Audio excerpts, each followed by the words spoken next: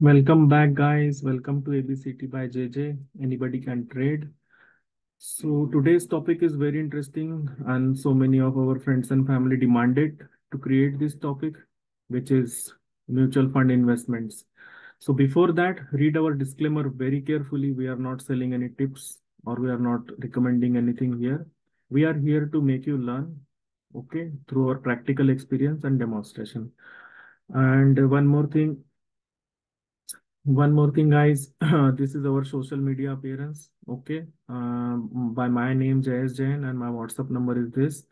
We are available on Facebook, Instagram, and YouTube. So, anybody is asking you money apart from us, don't trust them because they are fraud. Okay. So, discuss with us prior giving any money because we will not be liable if somebody is doing fraud with you. So, be mindful before giving any money to anybody. So, before moving ahead, ये आपने काफी बार सुना होगा mutual fund सही है। ठीक है दोस्तों, तो म्यूचुअल फंड सच में सही है अगर आप इसे बहुत सिस्टमेटिक तरीके से करते हैं तो ये बहुत सही है।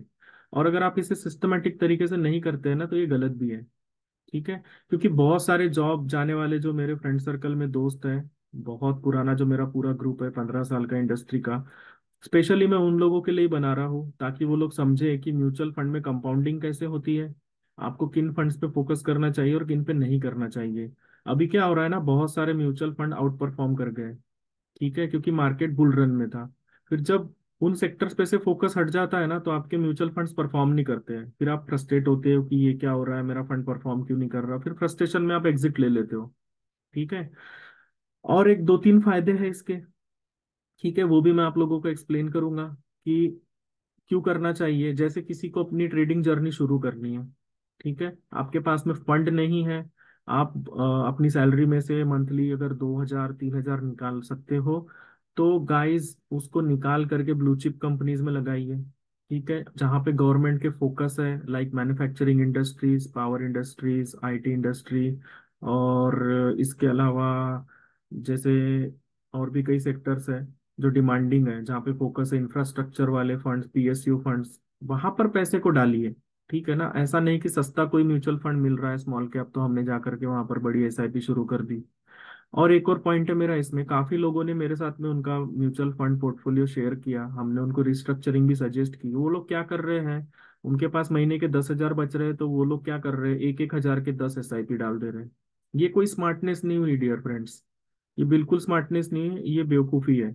क्यों है, क्योंकि आपकी कंपाउंडिंग नहीं होगी, आपका एवरेजिंग नहीं होगा, आपको यूनिट्स नहीं मिलेंगे उतने जितने चाहिए होते हैं।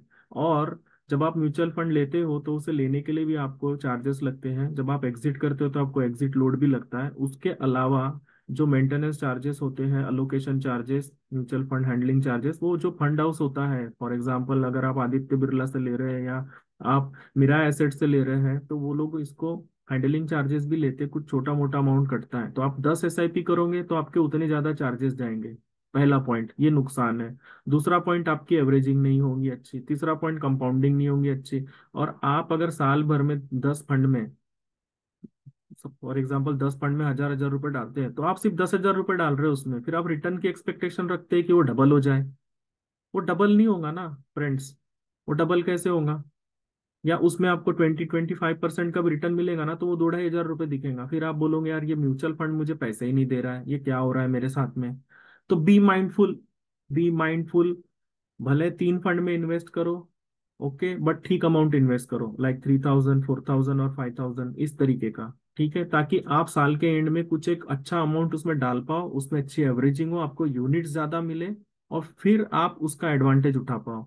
जैसे आप अगर महीने के 5,000 स्पेयर कर सकते हो तो 2,500 की 2 ही एसआईपी शुरू करो दोस्तों। ऐसा नहीं है कि 5 एसआईपी शुरू कर दी, कोई फायदा नहीं है उसमें, आपका नुकसान ही होगा। अच्छे परफॉर्मिंग सेक्टर्स में जाकर के आप उन फंड्स को अलोकेट करके अपनी 2 एसआईपी शुरू कीजिए। साल के एंड में क्या होगा, वो 60,000 आपके पास जमा हो जाएंगे, प्लस उस पे जो पैसा आया वो आपका एक एक आपका प्रॉफिट हो गया।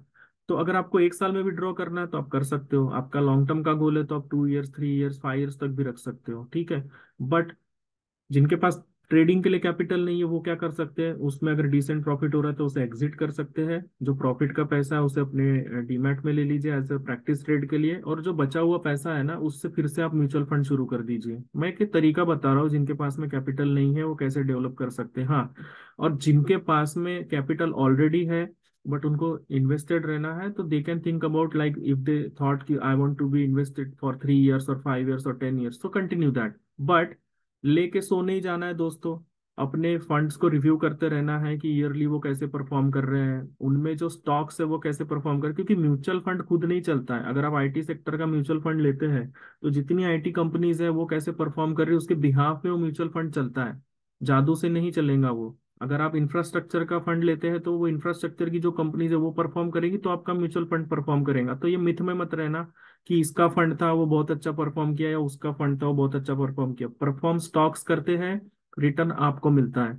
म्यूचुअल फंड की सिस्टमेटिक डेफिनेशन है, आप इसको पढ़ सकते हैं। ठीक है ना, तो मैं ज्यादा थियरी में जाऊंगा नहीं। दूसरा पॉइंट था एसआईपी का।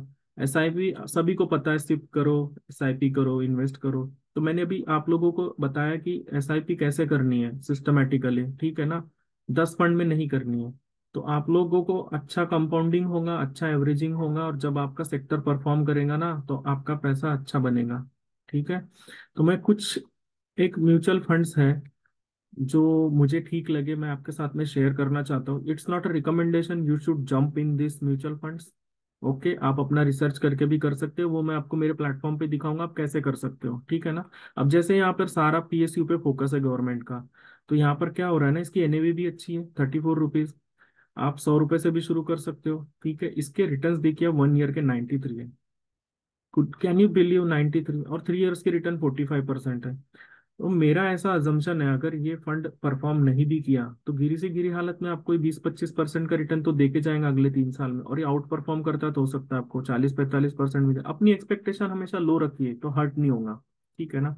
अब ये कॉन्ट्स इंफ्रास्ट्रक्चर फंड है, इसकी एनएवी 42 रुपीज चल रही है। आप मिनिमम 1000 से कर सकते हैं। इसमें इसने एक साल में 80% के रिटर्न दिए हुए हैं। ठीक है, 3 साल में 41%, और 5 साल में 36। कोई बुरा नहीं है ये, इट्स वेरी डिसेंट। लोग इतना भी नहीं बना पाते हैं और पता नहीं कहाँ का अपना पैसा जला रहे होते हैं, वो मत कीजिए। ठीक है।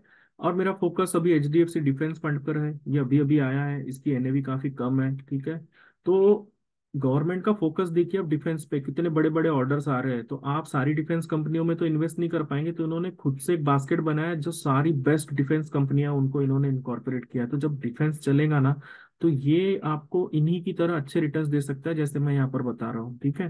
Tata digital fund is one of the best fund, बहुत स्टेबल फंड है ये। ठीक है, अगर आप बाकी के लोगों से कंपेयर करोगे तो इसकी एनएवी सबसे कम है। ठीक है, आईसीआईसीआई का डिजिटल फंड आप जाके देखेंगे तो 100 के ऊपर उसकी एनएवी होंगी। इतना बड़ा एनएवी लेने पर आपकी एवरेजिंग कंपाउंडिंग नहीं होगी, और इसके भी रिटर्न्स अभी तक डिसेंट ही है। ठीक है, बट आईटी अंडर परफॉर्म कर रहा है। बट जब आईटी परफॉर्म करेगा ना दोस्तों तो ये फंड बहुत अच्छा रिटर्न देगा। ठीक है ना। एक फंड में मेरा बहुत इंटरेस्ट था, लाइक एसबीआई एनर्जी। ठीक है, इन्होंने ये डिफेंस की तरह ये लोग एनर्जी का फंड लेकर के आए हैं, और एनर्जी की डिमांड बढ़ती ही जा रही है, ये सबको पता है। देखो कंजम्पशन बढ़ ही रहा है, और हर कंपनी इसी प्रयास में लगी हुई है कि हम अपना प्रोडक्शन कैसे बढ़ाएं, हम ज्यादा से ज्यादा कैसे बिजली बनाएं। ठीक है ना। तो मैंने इस फंड में मैंने भी इस फंड को अलोकेट किया हुआ अपने पास में। ठीक है ना। तो अभी देखते हैं कि ये किस तरह से मतलब दे जाता है। और मेरा आर्टिफिशियल इंटेलिजेंस अभी गवर्नमेंट ने बैन कर दिया है, तो किसी के पास ये फंड हो तो आप इसमें से विड्रॉ हो जाना। ठीक है, ये डिस्क्लेमर है मेरा। और देखिए, मैं यहाँ कोई म्यूचुअल फंड बेचने नहीं आया हूँ, या ये किसी को मैं पर्सनल रिकमेंडेशन देने नहीं आया, ये मेरा एनालिसिस है। मैंने टाइमिंग मार्केट को देख करके समझा है कि कैसे परफॉर्म होता है, कैसे फंड चूज करने, कैसे सेक्टर चूज करने हैं। तो आप कॉपी भी कर सकते हो इन्हें, और आप अपना रिसर्च करके भी इन्वेस्ट कर सकते हो। ठीक है, ये हमारा कोर्स है जो हम लोगों को सिखा रहे हैं। अगर कोई इंटरेस्टेड है, सीखना चाहता है, तो वो हमसे कनेक्ट हो सकता है। बहुत नॉमिनल सी फीस है, लोग लाखों रुपए डुबा दे रहे हैं मार्केट में बट सीखना नहीं चाहते हैं। तो हमारी सिंसियर रिक्वेस्ट यही है कि सीख करके करिए, इतना कोई नहीं सिखाएगा आपको। जो फीस हम ले रहे हैं बहुत नॉमिनल सी, उसमें लोग एक एक स्ट्रैटेजी सिखाने के 50,000 और 1 लाख रुपए ले रहे हैं, वो देने से अच्छा है आप हमारे साथ जुड़ के भी सीख सकते हैं।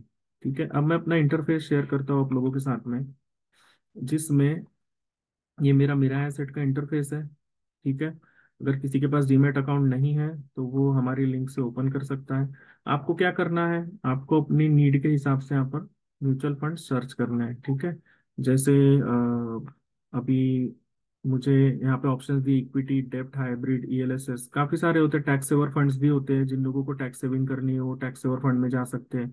देखिए अभी ये खुद ही मुझे सजेस्ट कर रहा है कि पिछले 3 साल में कौन बेस्ट रिटर्न दे रहा है, टॉप रेटेड फंड कौन से है, इक्विटी कौन से है, टैक्स सेवर कौन से, बेस्ट कौन से है, टॉप एएमसीज क्या है। तो ये मुझे, मैं यहाँ पर क्लिक करूंगा तो ये मुझे बता देगा कि आदित्य बिरला टॉप पे ये सबसे अच्छा दिया है, उसके बाद में एसबीआई ने कितना दिया हुआ है, फिर इंफ्रास्ट्रक्चर फंड में इसने दिया हुआ है, एचडीएफसी का इंफ्रास्ट्रक्चर फंड है उसने 74% दिया हुआ है। तो ये आपको टॉप फंड्स निकाल करके खुद ही दे देता है। अब आपको डिसाइड करना है कि अगर आपको 3 सेक्टर में इन्वेस्ट करना है तो आप जैसे पीएसयू में कर लीजिए, आईटी में कर लीजिए, डिफेंस में कर लीजिए, पावर सेक्टर में कर लीजिए, या और भी कोई जो आपको अच्छा लगता है वो आप कर सकते हैं।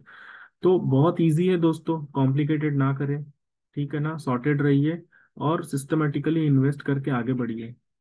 जरूरी है आपके रिटायरमेंट प्लान्स के लिए, आपके बच्चों के लिए, आपके पास में थोड़ा बहुत फंड आपने जमा जरूर करना चाहिए। साल के एंड में अगर आप 3,000 रुपए से भी शुरू करते हैं ना दोस्तों, हम पार्टी करके इतने पैसे उड़ा देते हैं, ठीक है ना, कहीं पर हम लोग पार्टी करके इतने पैसे उड़ा देते 3,000 रुपए, बट जब इन्वेस्टिंग की बात आती है ना तो लोग उसे मजाक में लेते हैं। बट आपके फैमिली का फ्यूचर सिक्योर करने के लिए, अपने आप को रिटायरमेंट पे स्टेबल करने के लिए जरूर इन्वेस्ट करें, ठीक है ना। Invest in India. इंडिया बहुत पोटेंशियल रखता है अभी आगे जाने का, बहुत ज्यादा पोटेंशियल रखता है। मैं तो कर रहा हूँ, आप लोग भी करिए, ठीक है। किसी को कुछ समस्या जाती है करने में, नहीं समझ में आता है, they can contact us, will definitely help in free of cost. Okay. तो इसी तरह से हमारे साथ जुड़े रहिए दोस्तों, और भी हम आपके लिए अच्छी अच्छी चीजें बना करके लेकर के आएंगे फ्री ऑफ कॉस्ट में। जय हिंद, जय भारत।